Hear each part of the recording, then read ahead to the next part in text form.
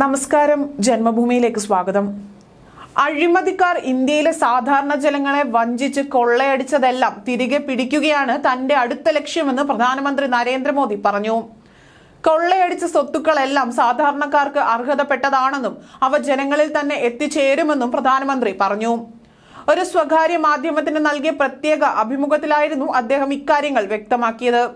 അഴിമതിക്കെതിരെ ഞാൻ സ്വീകരിച്ച നയം നാ ഗംഗ നാ ഗാന ദുംഗ എന്നാണ്. അഴിമതിക്കാർ പാവങ്ങളിൽ നിന്ന് കൊള്ളയടിച്ചത് കഴിക്കുകയുമില്ല, അവരെ കൊണ്ട് അത് കഴിപ്പിക്കാൻ ഞാൻ അനുവദിക്കുകയുമില്ല. സാങ്കേതിക വിദ്യകൾ ഇന്ന് വളരെയധികം മുന്നേറിയിരിക്കുന്നു.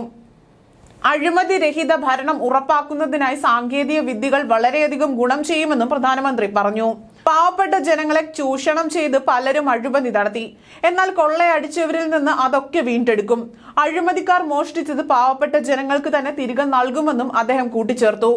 കഴിഞ്ഞ 10 വർഷമായി അഴിമതി രഹിത ഭരണമാണ് താൻ നടത്തിയതെന്നും തനിക്കെതിരെ ശക്തമായ പ്രതിപക്ഷമില്ല എന്നും പ്രധാനമന്ത്രി പറഞ്ഞു.